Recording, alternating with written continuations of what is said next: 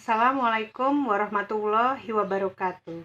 Selamat pagi, semangat pagi. Saya Sri Wulan Ferindian Falatehan mengucapkan selamat datang untuk para mahasiswa di video perkuliahan dalam jaringan untuk mata kuliah Gender dan Pembangunan KPM 301. Pagi yang cerah ini saya akan membawakan materi pokok bahasan ke-6 tentang pendekatan gender dan pembangunan with ke God. Menarik ya? Teman-teman ada yang tahu apa itu with dan God? Mari kita kupas satu-satu mengenai with dan God tersebut pada kesempatan ini. Semoga saat ini semua mahasiswa selalu sehat dan semangat mengikuti paparan demi paparan dalam pembelajaran video kali ini. Pokok bahasan ini akan menjelaskan beberapa pendekatan gender dan pembangunan yang menjadi rujukan bagi lembaga pemerintah maupun non-pemerintah dalam mendesain program pembangunan dan intervensi di dalamnya. Terdapat 5 sub pokok bahasan yang dianggap relevan dijelaskan dalam pokok bahasan ini. Pertama, yaitu mengenai fakta pembangunan. Lalu dilanjutkan dengan sub pokok bahasan kedua hingga keempat, yaitu penjelasan tentang 3 pendekatan, yaitu WID atau Women in Development, WAD, Women and Development, dan GAD, Gender and Development. Sementara itu, sub pokok bahasan terakhir adalah tentang perbandingan with dan God. Fakta pembangunan. Lahirnya pendekatan gender dan pembangunan tidak terlepas dari fakta pembangunan. Fakta pertama adalah bahwa perempuan menjadi salah satu subjek yang diabaikan dalam proses pembangunan, khususnya di negara-negara dunia ketiga seperti di Asia, Afrika, dan Amerika Latin.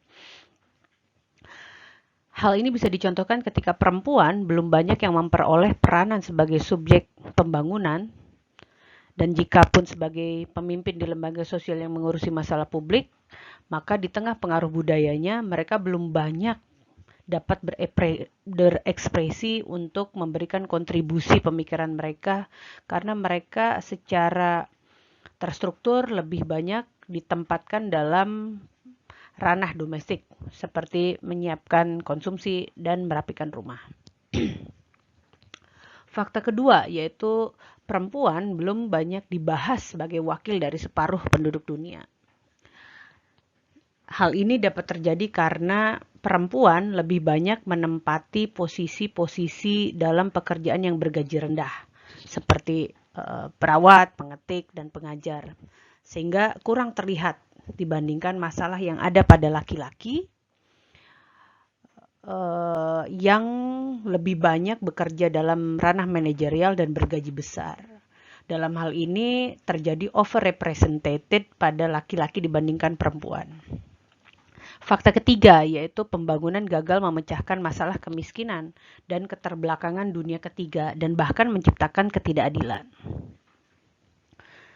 Dampak dari pembangunan ini, kita bisa mengetahui bahwa lebih banyak anak-anak perempuan di dunia ketiga yang mengalami kurang gizi, korban dari perdagangan anak, menjadi tenaga kerja anak, mengalami pernikahan anak, kehamilan anak, fertilitasnya tinggi. Nah, kondisi semacam ini menggambarkan dampak dari pembangunan yang berimbas pada keterbelakangan dunia ketiga. Kontribusi Esther Bostrup.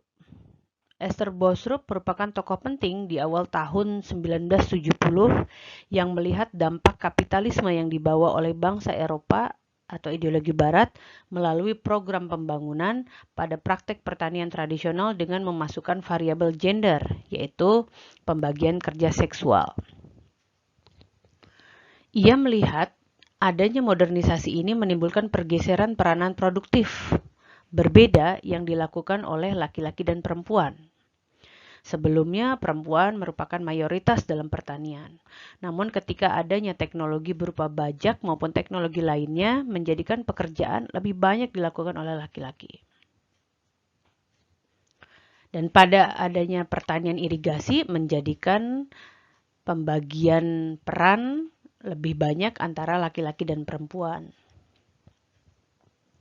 Dalam bukunya Women's Role in Economic Development 1970, Bosrup menyadarkan pada masyarakat bagaimana pembangunan mempengaruhi peranan dan status perempuan.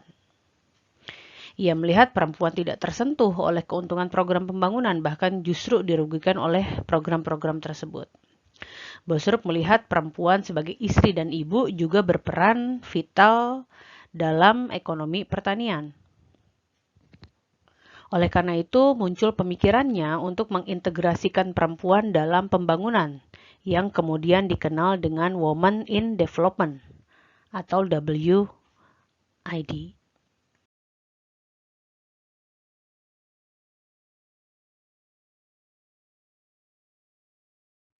Women in Development atau WID, hasil pemikiran pertama tentang peran perempuan dan pembangunan serta terintegrasinya perempuan dalam pelaksanaan dan proses pembangunan.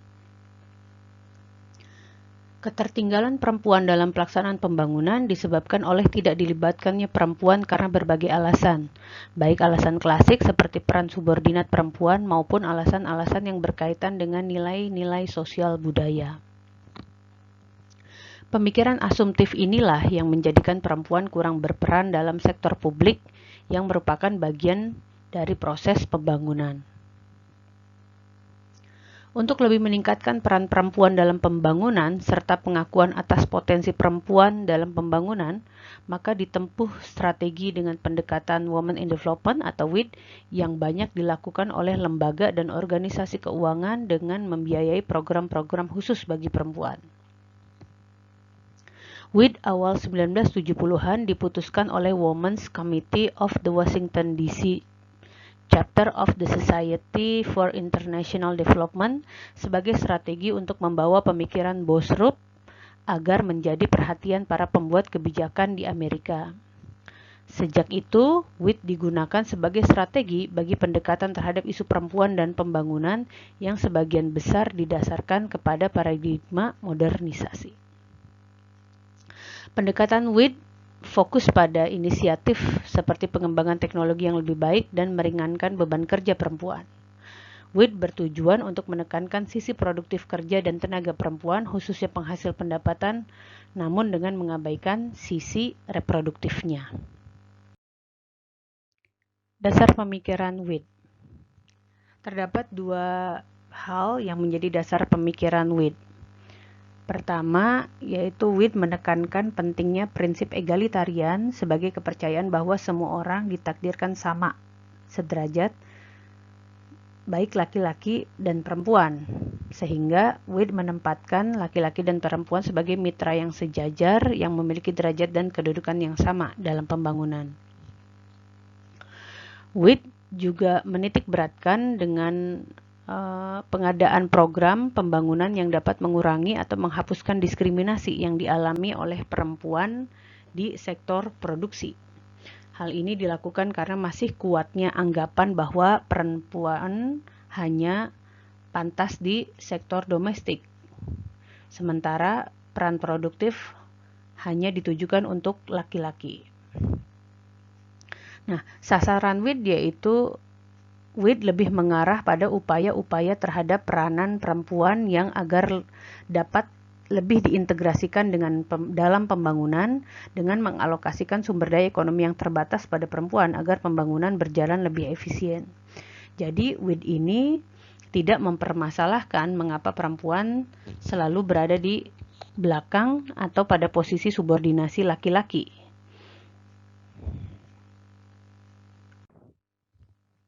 Dasar pemikiran WID. WID memandang penting hadirnya prinsip egalitarian sebagai kepercayaan bahwa semua orang ditakdirkan sederajat. Oleh karena itu, dalam pelaksanaannya, WID melihat adanya kesetaraan antara laki-laki dan perempuan dalam derajat dan kedudukan sebagai mitra yang sejajar.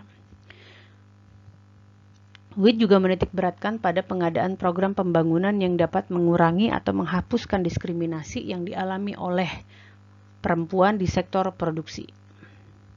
Hal ini dilakukan karena masih kuatnya anggapan bahwa peran produktif hanya dapat dilakukan oleh laki-laki, sedangkan perempuan kurang dilibatkan karena kedudukan mereka yang hanya dilihat di sektor domestik. Sasaran WID pada akhirnya mengarah pada upaya-upaya terhadap peranan perempuan agar lebih dapat diintegrasikan dalam pembangunan dengan mengalokasikan sumber daya ekonomi yang terbatas pada perempuan agar pembangunan berjalan lebih efisien. Jadi, di tengah orientasi modernisasi yang berasaskan trickle down effect, WID tidak mempermasalahkan mengapa perempuan selalu berada di belakang atau pada posisi subordinasi laki-laki. Program pembangunan WID. Asumsi keterbelakangan kaum perempuan terletak pada perempuan itu sendiri, sehingga yang diperlukan adalah usaha untuk menggarap kaum perempuan menjadi aktif. Hal ini menjadi perilaku mainstreaming WID dalam memecahkan masalah umum perempuan. Program intervensinya untuk meningkatkan taraf hidup keluarga seperti pendidikan, keterampilan dan kebijakan, baik melalui lembaga-lembaga formal maupun non-formal, agar dapat meningkatkan kemampuan perempuan untuk mampu berpartisipasi dalam pembangunan.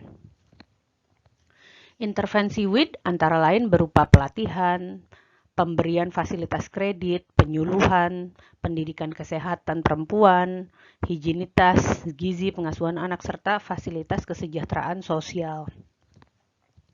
Diharapkan dengan pemberian pendidikan dan pelatihan ini, baik dari yang dasar sampai yang tinggi, akan lebih memberikan kemampuan intelektual dan keterampilan bagi dirinya, perempuan tersebut, dan dapat mewakili kemampuan kognitif, afektif, psikomotorik yang menunjang sektor-sektor produktif atau publik, serta memberikan nilai tambah bagi perempuan di masyarakat dengan memberikan penghasilan atau menambah pendapatan keluarga.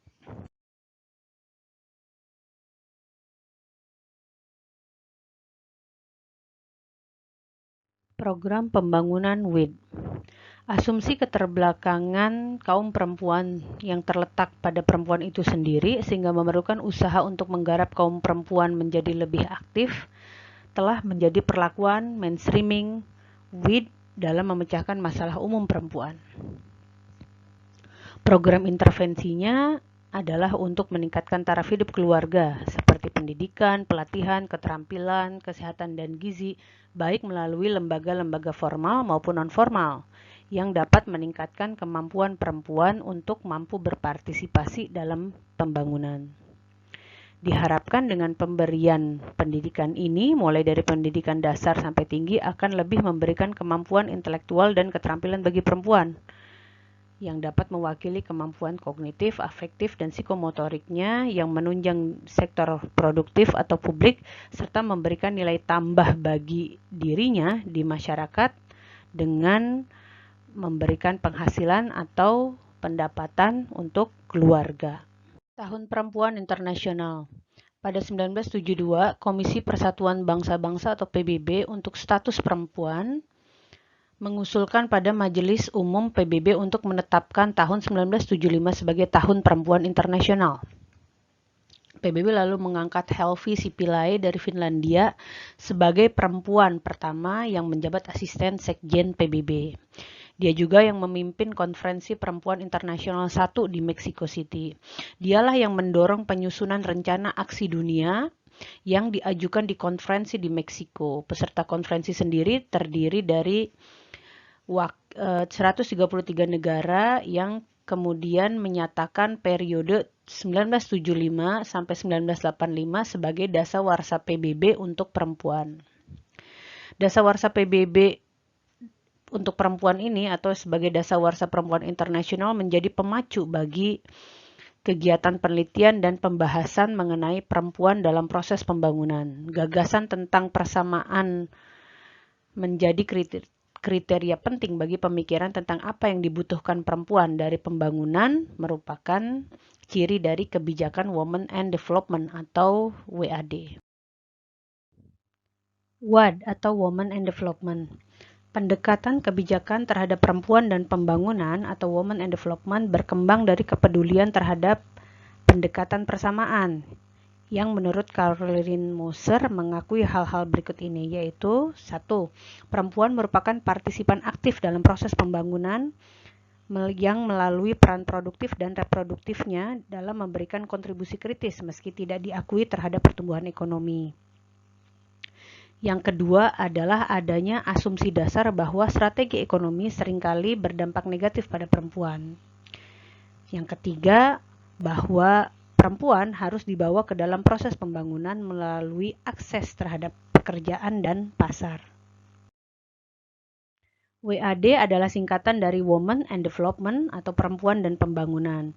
Kata penghubung dan menunjukkan pada pengertian kesejajaran antara kata perempuan dan pembangunan. Jika dalam pendekatan WID menekankan terintegrasinya perempuan dalam pembangunan, maka dalam WAD lebih mengarah pada hubungan antara perempuan dan proses pembangunan. Jadi, setelah WID terimplementasi, pembicaraan beralih pada bagaimana hubungan atau keterkaitan antara perempuan dan proses pembangunan. Dalam pendekatan WAD, tidak dibahas letak kedudukan laki-laki dan perempuan. Sudah ada pemahaman bahwa antara laki-laki dan perempuan memiliki kedudukan, kesempatan, dan peran yang sejajar. Oleh karena itu, masalahnya sekarang bagaimana posisi laki-laki dan perempuan dalam pembangunan. Hal ini sangat berkorelasi dengan situasi negara pada beberapa negara berkembang atau pada negara yang tergolong dunia ketiga. Peran laki-laki dan perempuan, khususnya dalam golongan kelas sosial bawah dan keterbatasan modal dalam posisi yang tersubordinasi secara struktur internasional. Integrasi perempuan dalam pembangunan yang pada periode sebelumnya tereksklusi terus memapankan hubungan dalam masyarakat sehingga kegiatan perempuan di dalam dan di luar rumah tangga akan mempengaruhi kekuasaan perempuan dan status sosialnya. Pada akhirnya, hal ini akan mempertahankan ketergantungan dalam struktur tersebut. Pendekatan WAD tampaknya lebih kritis daripada WID, tetapi WAD kurang dapat menjawab hubungan patriarki yang terjadi dalam corak produksi masyarakat.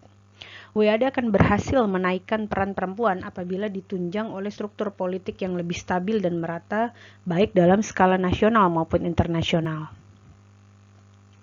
Mengacu pada diaplikasikannya nilai-nilai barat yang menganggap kegiatan-kegiatan yang dilakukan perempuan berada dalam rumah tangganya dihitung sebagai nilai ekonomi, maka ketika WAD menekankan pada hubungan antara perempuan dan proses pembangunan, maka implementasinya adalah ukuran produktivitas perempuan, baik secara kesempatan maupun kemampuan yang dimiliki. Ada juga under representation perempuan dalam aspek sosial, ekonomi, dan politik. Maka nampak dalam implementasi pendekatan WAD dititik beratkan pada pengembangan kegiatan peningkatan pendapatan tanpa memperhatikan unsur waktu yang digunakan perempuan.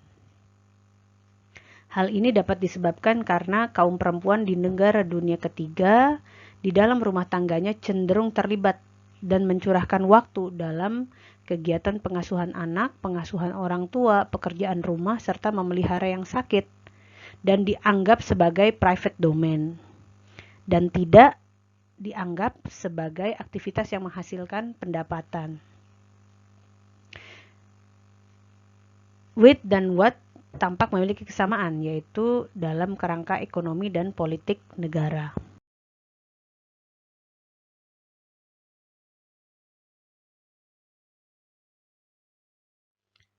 Gender and Development atau GAD. Sama halnya dengan ciri persamaan, ciri keadilan juga dianggap sebagai kriteria penting bagi kebijakan dalam pembangunan.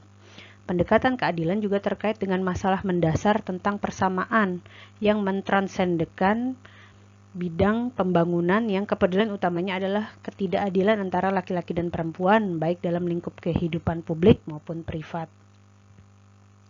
Pendekatan ini mengidentifikasi asal-usul subordinasi perempuan yang berada tidak hanya dalam konteks keluarga, melainkan juga dalam hubungan antara laki-laki dan perempuan di pasar, ekonomi, maupun tenaga kerja.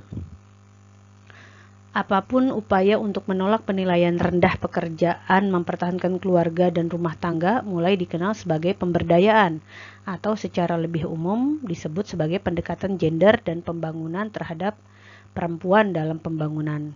Banyak ahli memberi sifat evolusi pendekatan ini sebagai peralihan dari WID ke WAD lalu ke GAD.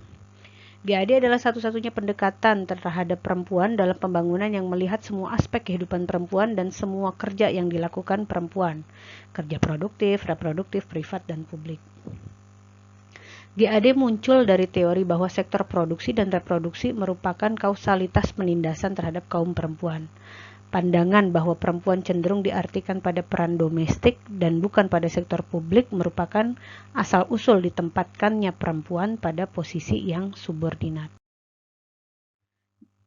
Pendekatan GAD muncul pada dekade 1980-an dengan menitik beratkan analisisnya pada jawaban atas pertanyaan, mengapa perempuan ditempatkan pada peran-peran yang inferior di masyarakat?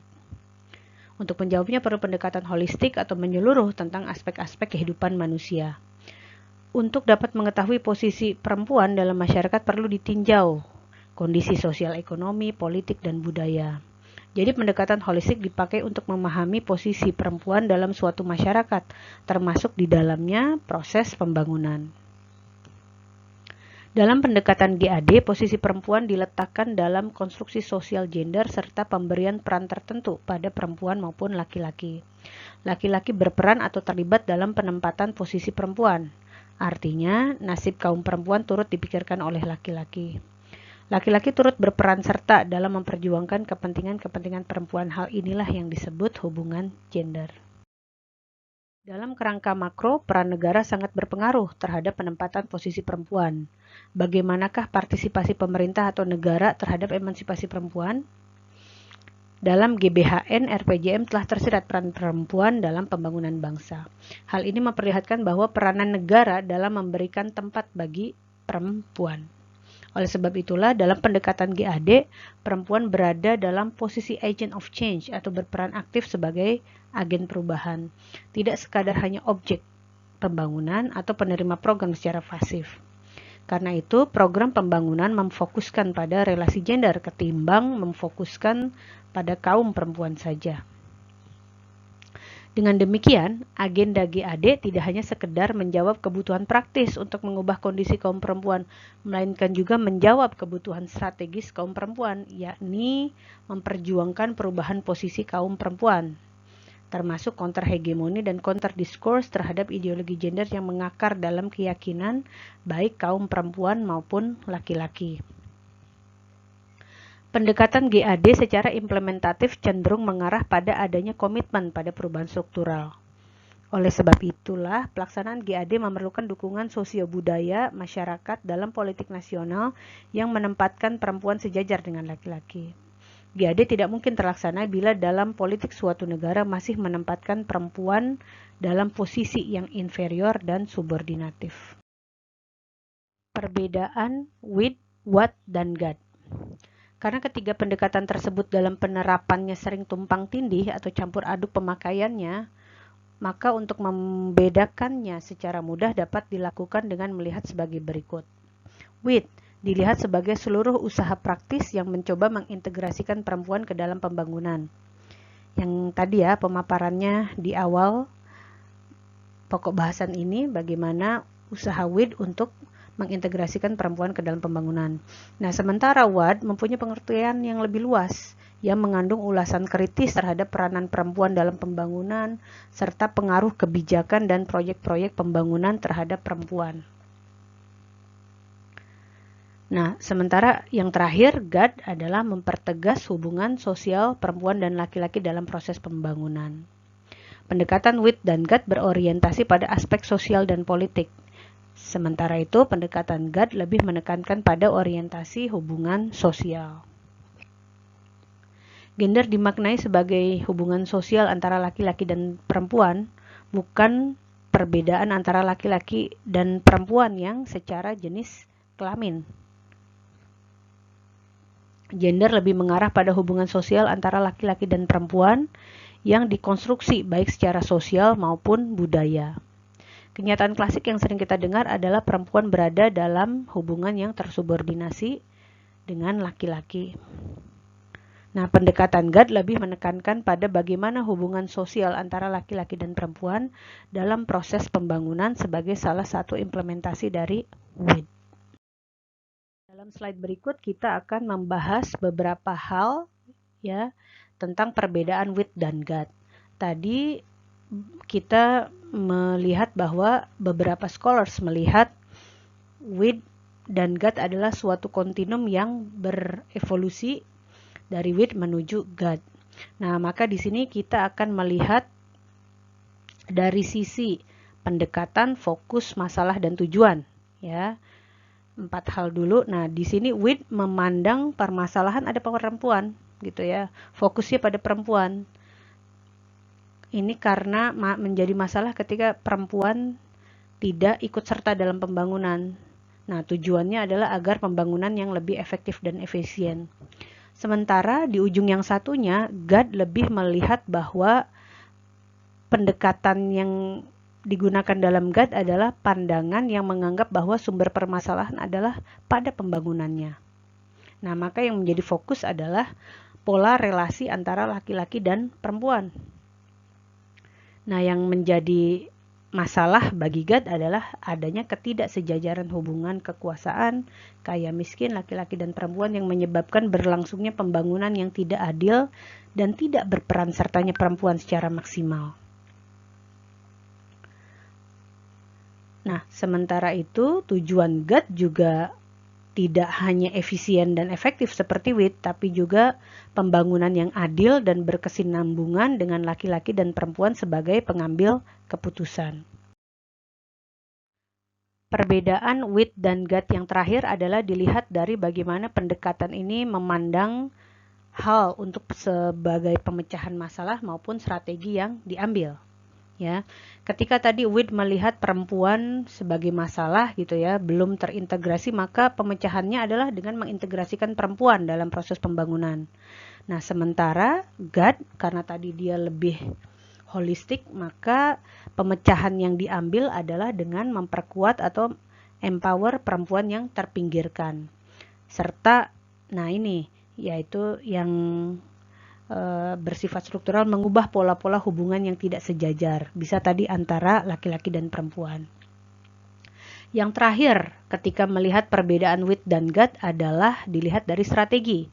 Strategi WID dan strategi GAD biasanya kita bisa melihatnya cenderung berbeda ya, di mana ketika WID strateginya berupa proyek-proyek untuk perempuan, khusus perempuan, terpadu untuk meningkatkan produktivitas perempuan, peningkatan pendapatan perempuan, atau meningkatkan keterampilan perempuan dalam mengurus rumah tangga.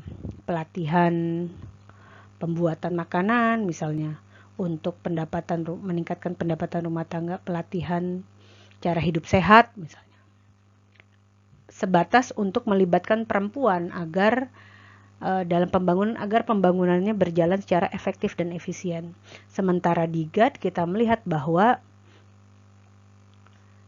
tidak hanya mengidentifikasi kebutuhan praktis ya, tadi kurangnya pendapatan, kebutuhan-kebutuhan perempuan dan laki-laki yang perlu di address gitu ya. Nah, tapi juga ditangani adanya kebutuhan strategis perempuan gitu. Nah, di sini bisa berupa kepemimpinan, bisa berupa kemungkinan untuk affirmative action, agar kesempatan laki-laki dan perempuan itu bisa berbuah adil bagi laki-laki dan perempuan. Nah, terakhir strategi yang diambil adalah menangani kebutuhan strategis golongan ekonomi lemah melalui pembangunan untuk rakyat. Lebih luas spektrumnya yang dilihat dari strategi GAD ini. Berikut ini adalah sumber bacaan yang dirujuk dalam pokok bahasan 6 ini. Silahkan dibaca untuk memperkaya pemahaman kalian, enrichment lagi, sampai kalian merasa menguasai ya, tentang 3 pendekatan gender dan pembangunan ini dari WID ke GAD.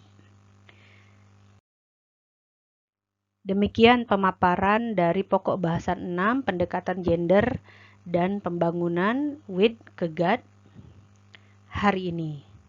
Saya mewakili tim pengajar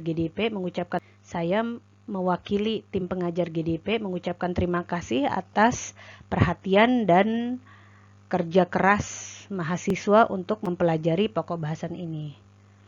Terima kasih dan sampai jumpa di pokok bahasan berikutnya. Dadah. Sekian pemaparan dari pokok bahasan 6. Terima kasih, sampai jumpa di pokok bahasan berikutnya. Dadah, terima kasih. Stay safe.